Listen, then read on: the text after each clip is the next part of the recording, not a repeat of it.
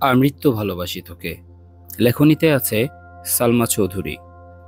আজকে রয়েছে পঞ্চম পর্ব। গল্প পাঠে আছি আমি তারিফ। আবির মায়ের উদ্দেশ্যে ঠাট্টা স্বরে বলে উঠল, এর উল্টোটাও হতে পারে। যেমন তোমার বৌমা তোমার কোলে ঘুমিয়ে গেল আর তুমি তাকে ঘুম পাড়াতে পাড়াতে আমার জন্য অপেক্ষা করলে। ছেলের এরকম ঠাট্টায় বেবাচাকে খেলেন মালিহা খান। আবির পুনরায় শান্ত অথচ কড়া কণ্ঠে বলে উঠল, কাল থেকে তোমায় যেন বসে থাকতে না দেখি। আমার কিছু লাগলে চেয়ে নেব, আর খাবার টেবিলে রেখে দিও, আমি খেয়ে নেব। এই কথার কোনো উত্তর না দিয়ে মালিয়া খান স্বাভাবিক কণ্ঠে বললেন, তানভীর, মেঘ এখনো খায়নি, একটু ডেকে আসবি, এখন খাবে কি না? তানভীর ঠিক আছে বলে উপরে গেল। আবিরও নিজের রুমে গেল। 5 মিনিটের ড্রেস পাল্টে ফ্রেশ হয়ে নিচে নামছে। এতক্ষণে মেঘ খাবার টেবিলে চলে এসেছে। ভেবেছিল ভাই ফ্রেশ হয়ে নামার আগে তাড়াতাড়ি খেয়ে পালাবে। খাওয়া অর্ধেক হতেই তার দৃষ্টি নিবদ্ধ হয় সিঁড়ির পানে। কালো টি শার্ট আর ট্রাউজার পরে হাতে মোবাইল নিয়ে আপন মনে নামছে আবির। মেঘ সরু চোখে নিরীক্ষণ করছে আবিরকে। মানুষটাকে দেখে হৃদস্পন্দন বাড়তে লাগলো মেঘের। এখন সে স্পষ্ট অনুভব করছে তার বুকের ভেতরে কিছু একটা হচ্ছে, কিন্তু বোধগম্য হলো না কি হচ্ছে। নিজের অজান্তে বুকের বাঁ পাশে হাত রাখলো মেঘ। অনুভব করলো কিছু একটা অনবরত নৃত্য করছে বুকের ভেতর। আবিরের চেয়ার টেনে বসার শব্দে ঘোর কাটল মেঘের। সবেগে হাত নামিয়ে আনলো বুক থেকে। আবির মেঘের ঠিক বিপরীত চেয়ারটায় বসেছে। মেঘের ছোট্ট বুকটা অনবরত কেঁপেই যাচ্ছে। চোখ তুলে তাকাতে পারছে না মেয়েটা। শরীর কাঁপাকাঁপি আর হৃৎপিণ্ডের লাফালাফিতে সে বিদ্বিষ্ট। দিশেহারা অবস্থা অষ্টাদশীর। ইচ্ছে করছে ছুটে পালিয়ে যেতে আবিরের সামনে থেকে, কিন্তু পারছে না। মনে হচ্ছে পায়ে শিকল দিয়ে বাঁধা। মালিহা খান হঠাৎ মেঘের হাতে হালকা ধাক্কা দিলেন। কিরে, কি হলো তোর? দ্বিতীয়বার ঘোর কাটল মেঘের। তৎক্ষণাৎ স্বাভাবিক হওয়ার চেষ্টা করলো। কাঁপা কাঁপা গলায় বলল, কিছু না। এই বলে পুনরায় খাওয়ার চেষ্টা করলো, কিন্তু এবার আর গলা দিয়ে খাবার নামছে না মেঘের। গলা শুকিয়ে কাঠ হয়ে গেছে। কাঁপা কাঁপা হাতে গ্লাস নিয়ে ঢক ঢক করে অর্ধেক গ্লাস পানি নিমিষে শেষ করে ফেলল মেঘ। আবির আপন মনে খাচ্ছে। সামনে বা আশেপাশে কি হচ্ছে এসব দেখার প্রয়োজনই মনে করল না সে। এই জগতের সবকিছু তার আগ্রহ সৃষ্টি করতে অক্ষম। আবিরের গাছাড়া ভাব দেখে কিছুটা স্বাভাবিক হয়ে খাওয়া শুরু করে মেঘ। মাঝখানে এক পলকের জন্য তাকিয়েছিল আবিরের দিকে। কালো টি শার্টে মুখটা কত মায়াবী লাগছিল। এলোমেলো চুল, খাওয়ার স্টাইল দেখে দ্বিতীয়বারের মতো ক্রাশ খেলো অষ্টাদশী। কে বলতে পারে 2 দিন আগে পর্যন্ত আবিরের কোনো স্মৃতি ছিল না মেঘের মন মস্তিষ্ক জুড়ে। হঠাৎ মনে পড়লেও শুধু ওকে মেরেছিল এই স্মৃতিটাই মনে হতো, আর রাগে কটমট করতো মেঘ। আর আজ বিকাল থেকে যতবার আবিরকে দেখছে ততবার মেঘের শীর্ণ বক্ষ ধরপড়িয়ে উঠছে। ছোটবেলা যে ভয়টা ভাইয়ের প্রতি বোনের ছিল সেটা আজ বদলে গেছে। আবিরের দৃষ্টি তাকে বরফের ন্যায় জমিয়ে দিচ্ছে প্রতিনিয়ত। এই দৃষ্টিতে সূচালো কিংবা ধারালো অস্ত্র আছে, যা এক কিশোরীর বক্ষপিঞ্জর এপর ওপর করে দেওয়ার ক্ষমতা রাখে। আবিরের দিকে এক দৃষ্টিতে তাকিয়ে হাবিজাবি চিন্তা করছিল মেঘ। আবির চোখ তুলে তাকাতেই মেঘের মনোযোগ ঘুরে গেল। আবিরের তপ্ত দৃষ্টি মনে হচ্ছে ফালাফালা করে দিচ্ছে হৃৎপিণ্ডটা। দৃষ্টি সংযত করে চিবুক নামিয়ে নিল গলায়। সহসা মুখবিবর চুপসে গেছে আমসত্ত্বের ন্যায়। দ্বিতীয়বার আবিরের দিকে তাকানোর স্পর্ধাটুকু হয়নি অষ্টাদশীর। এর মধ্যে মালিহা খান ছেলে আবিরের উদ্দেশ্যে বলে উঠলেন, তোর নতুন কোম্পানিটা না খুললে হয় না? তোর বাবা বিষয়টা ভালোভাবে নিচ্ছেন না। কেন বাবাকে রাগিয়ে দিচ্ছিস? তোর বাবা তোকে অনেক ভালোবাসে। শানিত স্বরে মায়ের দিকে তাকিয়ে আবির বলা শুরু করলো, ছেলেরা সারা জীবন বাবাদের প্রিয় থাকতে পারে না। নিজের স্বপ্ন ইচ্ছেকে প্রাধান্য দিতে গিয়ে দূরত্ব বেড়ে যায় বাবা ছেলের। এটা অস্বাভাবিক কিছু না। যদি বাবার স্বপ্ন বা ইচ্ছের হাল প্রতিটা ছেলে ধরতো, তাহলে পৃথিবী এতটা এগিয়ে যেত না। আমাকেও দেশ ছেড়ে এত বছর বাইরে পড়ে থাকতে হতো না। আব্বু নিজে কোম্পানি শুরু করেছিল। উনি যদি ওনার বাবার ইচ্ছেকে প্রাধান্য দিতেন, তাহলে আজ এতদূর পৌঁছাতেন না। তাছাড়া আমি তো বলিনি বাবার স্বপ্ন বাদ দিয়ে আমি আমার স্বপ্নকে প্রাধান্য দেব। আমার স্বপ্ন একান্তই আমার। আমি দুদিকই সামলাবো। তুমি এসব নিয়ে অযথা চিন্তা করে নিজের শরীর খারাপ করো না তো। মালিয়া খান চিন্তিত স্বরে বলে উঠলেন, এত চাপ আর দৌড়াদৌড়ি করে তো নিজে অসুস্থ হয়ে পড়বে বাবা। আবির গম্ভীর কণ্ঠে বলে উঠল, তোমাকে তো বললাম আমার জন্য দুশ্চিন্তা করতে হবে না। তানভীর মাঝখান থেকে বলে উঠল, ভাইয়ার জন্য চিন্তা করার মানুষ আছে বড় আম্মু, তুমি রিল্যাক্সে থাকতে পারো। মেঘ এতক্ষণে নীরবে খেলেও এই কথা শোনা মাত্রই ছোট দেহ কম্পিত হয় তার। আতঙ্কিত হয়ে তাকালো আবিরের দিকে। আবির তৎক্ষণাৎ ঘাড় ঘুরিয়ে তাকালো তানভীরের দিকে। অমনি মুখটা চুপসে গেল তানভীরের। করুণ স্বরে বলল, সরি ভাই। পিনপতন নীরবতা খাবার টেবিলে। কেউ কোনো কথা বলছে না। মেঘের মনটা সহসা খারাপ হয়ে গেল। তানভীর আবিরের একনিষ্ঠ ভক্ত। এক কথায় দুজন দুজনের বেস্ট ফ্রেন্ড। আবির গুরুগম্ভীর স্বভাবের, রাগী, কথা কম বলে, কিন্তু দিন শেষে আবিরের অপ্রকাশিত আবেগগুলো তানভীরকে শেয়ার করে এসেছে এত বছর। এমনকি এখনও আবিরের থেকে বেশি তানভীর ভালোবাসে আবিরকে। আবির যদি বলে সারা রাত এক পায়ে দাঁড়িয়ে থাকবি, তানভীর তাই করবে। অবশ্য করবে নাই বা কেন। সেই কলেজ লাইফ থেকে রাজনীতি করার ইচ্ছে তানভীরের। পড়াশোনাতে তার বিশেষ আগ্রহ ছিল না। বড় আব্বু এবং আব্বুকেও বলেছে কয়েকবার, তাদের কড়া জবাব, রাজনীতি আমাদের পছন্দ না, এ বাড়ির কেউ রাজনীতি করবে না। একদিন বাধ্য হয়ে ভাইকে কল করেছে তানভীর। ভালো মন্দ কথা শেষ করে তানভীর ভয়ে ভয়ে বলল, ভাইয়া তোমার সাথে আমার একটু কথা ছিল। আবির সাবলীল ভঙ্গিতে উত্তর দিয়েছিল সেদিন, রাজনীতি করতে চাস তাই তো? তানভীর নিজের কানকে বিশ্বাস করতে পারছিল না। আবির এত স্বাভাবিকভাবে কথাটা বলেছে। আবির বলল, তুই রাজনীতি কর, সমস্যা নাই, কিন্তু কিছু বিষয় মাথায় রাখবি। বিষয়টা দেখতে যতটা সহজ ততটা সহজ না। একনিষ্ঠ এবং সৎ থাকতে হবে তোকে। দল মত নির্বিশেষে তোকে সত্যের পথে চলতে হবে। পা চাটা স্বভাব যেন না হয়। তানভীর ভয়ে ভয়ে বলল, বড় আব্বু আর আব্বু তো রাজি হচ্ছে না। আবির হেসে উত্তর দিয়েছিল, ওইসব আমি সামলে নিব। তুই আমায় কথা দে, তুই তোর জায়গায় সৎ থাকবি, আর যে কোনো সমস্যা আমায় শেয়ার করবি। সেদিন খুশিতে তানভীরের চোখ টলমল করছিল। আবির সামনে থাকলে হয়তো জড়িয়ে ধরে কেঁদে দিত ছেলেটা।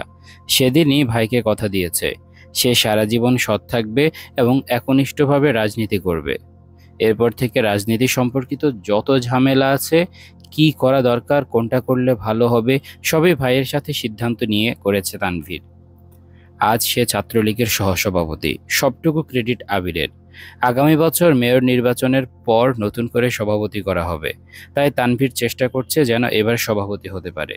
তানভীরের রাজনীতির জন্য বাবা চাচার সাথে আবিরের কথা কাটাকাটি সেই শুরু থেকে। কিন্তু আবিরের এক কথা, তানভীর রাজনীতিই করবে। আজ সন্ধ্যায়ও বাবা চাচার মুখের ওপর বলেছিল, তানভীরকে কোনো প্রকার বাধা যেন না দেয়া হয়। তানভীরের জীবনে আবির গাছের ন্যায়, যার ছায়ায় তানভীরের অবস্থান।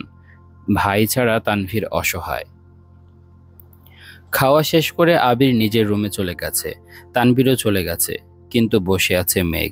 সে খাবার টেবিলে সবার আগে এসেছিল।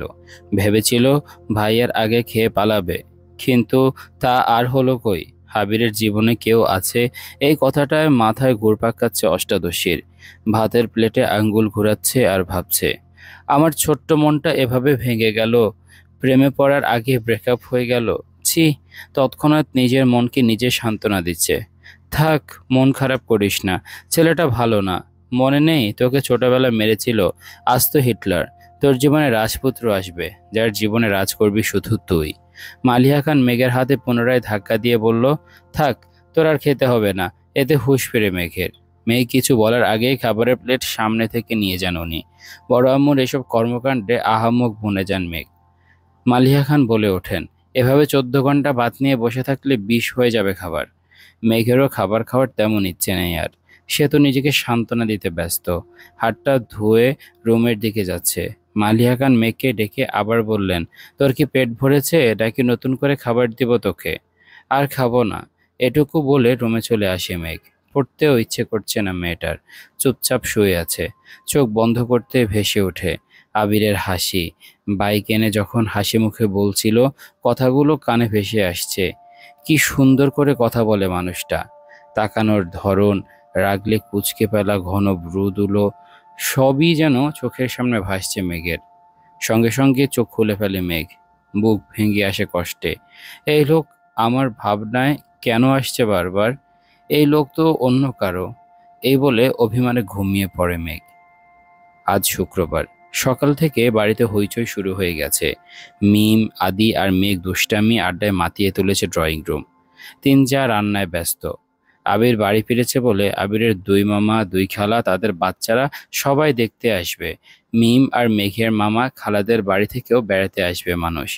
বেশিরভাগ মানুষই চাকরিজীবী, যার ফলে শুক্রবার ছাড়া কারোর সময় নেই। ইকবাল খান ব্যস্ত বাজার করা নিয়ে। যখন যা লাগছে উনি ছুটছেন আনার জন্য। তানভীরের সকাল থেকে কোনো খোঁজ নেই। সকালে নাস্তা করে বেরিয়েছে, পার্টি অফিসে কাজ আছে, বিকালে ফিরবে বলে চলে গেছে। এজন্য মেঘের কোনো ভয় ডর নেই। আপন মনে আড্ডায় মগ্ন মেয়েটা। হঠাৎ উপরে করিডোর থেকে আবির ডাক দিল মাকে। আম্মু, একটু কফি দিতে পারবে? এ বলে রুমে চলে গেল পুনরায়। উত্তর শোনারও প্রয়োজন মনে করেনি সে। মালিহা খান কফি করে মেঘকে ডাক দিলেন। কফিটা আবিরকে দিয়ে আয় তো মা। তৎক্ষণাৎ মেঘের মনে পড়ে গেল গত রাতের কথা। সহসা বলে উঠল, আমি কেন, মিম দিয়ে আসুক। মালিহা খান কিছুটা বিরক্ত নিয়ে বলল, ওরা নিলে ফেলে দিবে, তখন আবির মুসিবত পড়ব। বাড়িতে একটু পর মেহমান আসবে, জানা মা। মেঘ আর কথা না বাড়িয়ে ধীর পায়ে পায়ে হাঁটতে হাঁটতে আবিরের দরজা পর্যন্ত আসলো। গলা শুকিয়ে যাচ্ছে মেঘের, মুখের ভেতরের ধুকফুকটা বেড়ে যাচ্ছে, হাত পা কাঁপছে। আস্তে আস্তে দরজায় টোকা দিল মেঘ। আবির বলল, দরজা খোলা আছে। কাঁপা কাঁপা হাতে দরজা ধাক্কা দিল মেঘ। আবির ল্যাপটপে কি যেন করছে, তাকিয়েও দেখলো না কে এসেছে। আবির, এখানে রেখে যা। মেঘ হাঁটতে পারছে না, হাত আরও বেশি কাঁপছে এখন। পায়ে এতটুকু জোর পাচ্ছে না, ঠায় দাঁড়িয়ে আছে আগের জায়গায়। আবির ল্যাপটপ টেবিলে রেখে মেঘের মুখোমুখি এসে দাঁড়িয়েছে। হাত থেকে কফির কাপটা নিয়ে ড্রেসিং টেবিলের সামনে রাখে। মেঘের সেদিকে কোনো মনোযোগ নেই। তার মস্তিষ্কের প্রতিটা নিউরন ছুটছে এদিক সেদিক। বডি স্প্রের তীব্র ঘ্রাণে হুঁশে ফেরে মেঘ। তার থেকে 1 ফুটের দূরত্বে দাঁড়িয়ে আছে আবির। আচমকা এইভাবে এসে দাঁড়ানো একটু ভ্যাবাচাকা খেলো মেয়েটা। মেঘ ইতস্তত ঘুরে গেল, নিজের উপর জোর খাটিয়ে পা বাড়ায় দরজার দিকে। সবেগে সুদূর হস্তে মেঘের কনু চেপে ধরল আবির। কড়া কণ্ঠে বলল, এদিকে তাকা। অনিচ্ছা সত্ত্বেও ঘুরে দাঁড়ালো মেঘ। চিবুক নেমে গলায় আটকালো, সারা শরীর কাঁপছে। শীতল স্বরের হুমকিতে কানের লথি গরম হয়ে যাচ্ছে, সাথে আবিরের শরীরের আর বডি স্প্রের তীব্র গন্ধ নাকে লাগছে মেঘের। আবির পুরো কণ্ঠে বলল, কফিটা টেবিলে দিয়ে আসতে বলেছিলাম, কথা কানে যায় না?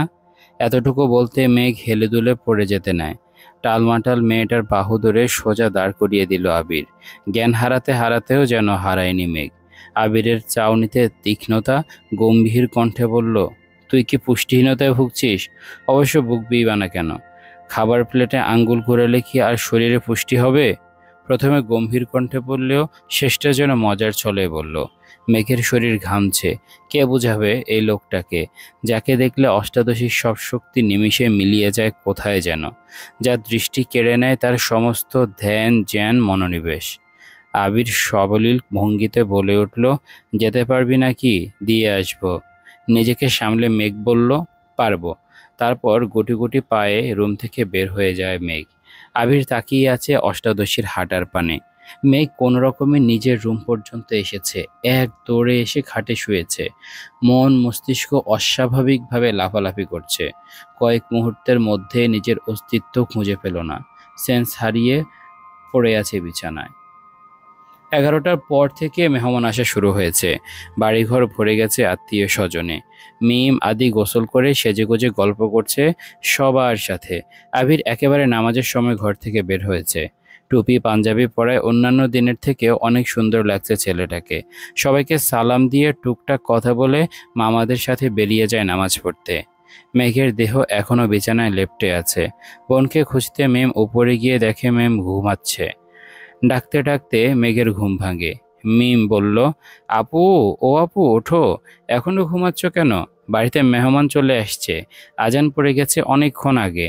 ওঠো, নামাজ পড়ে রেডি হও, আম্মু আম্মায় পাঠাইছে তোমায় ডাকতে। কিছুক্ষণ পর মেঘের জ্ঞান ফেরে। পাশের দেয়ালে টানানো দেয়াল ঘড়ির দিকে তাকায়। 1টা 15 বাজে। তৎক্ষণাৎ শোয়া থেকে উঠে বসে। আবিরকে কফি দিতে গেছিল 8:30 কি 9টার মধ্যে। 4 ঘন্টার উপরে তার জ্ঞান ছিল না। 5 মিনিট বসে তারপর গোসলে চলে যায়।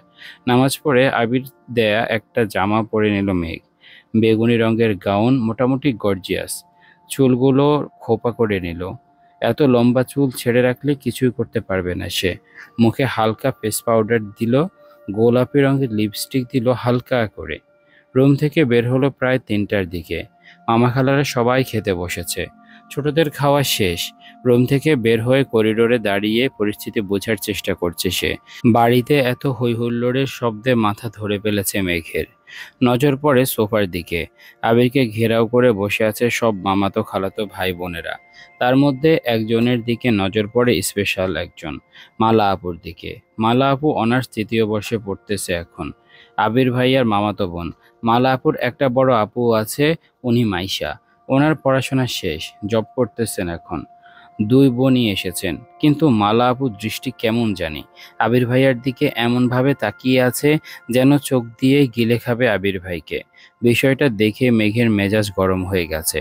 তৎক্ষণাৎ মনে পড়ে গেল রাতের কথা। তানভীর ভাইয়া তো বলেছিল আবির ভাইয়ের জীবনে কেউ আছে। মালা আপুই কি সেই কেউটা? ভাবতে বুক ভরে ওঠে কষ্টে।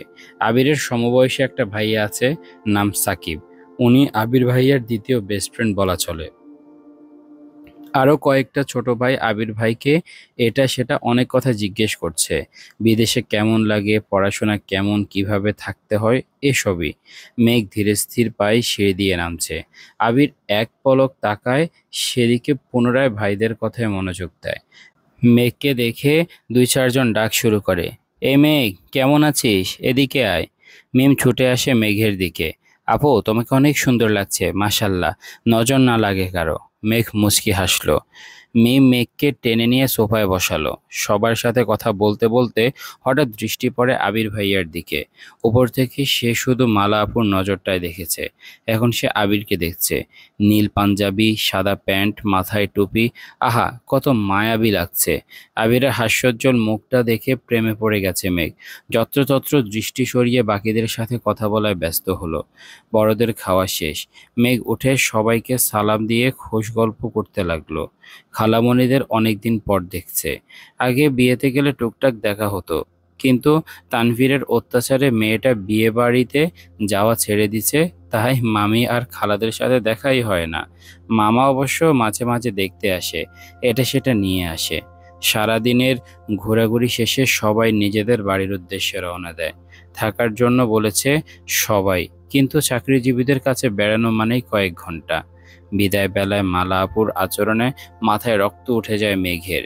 ভালো করে বললেই হয় বেড়াতে যাবেন, গায়ে ডলে পড়ার কি আছে আশ্চর্য। মালার এরকম আচরণে আবির ভাই তৎক্ষণাৎ সরে না গেলে তো উপরে পড়ে যেত এই মেয়ে। রাগে ফুঁসতে ফুঁসতে মেঘ নিজের রুমে চলে যায়। মেহমানদের বিদায় দিয়ে আবিরও বাইক নিয়ে বেরিয়ে পড়ে কোথাও যেন। মাঝখানে তানভীর একবার এসেছিল সবার সাথে দেখা করে, আবার বেরিয়ে গেছে। পার্টি অফিসে কি নিয়ে ঝামেলা চলছে তাই বসার সময় হয়নি তার। মেঘ নিজের রুমে দরজা বন্ধ করে কাঁদতে লাগলো, কিন্তু কেন কাঁদছে সে নিজেও জানে না। অতিরিক্ত রাগে কান্না আসে মেয়েটার। এই ছিল আজকের পর্ব। কেমন লেগেছে তোমাদের কমেন্ট করে জানিয়ে দাও। দেখা হচ্ছে নতুন পর্বে, ততক্ষণ পর্যন্ত সবাই ভালো থাকো, সুস্থ থাকো। আজকের মতো আমি তারিফ এখানে বিদায় নিচ্ছি। আল্লাহ হাফেজ।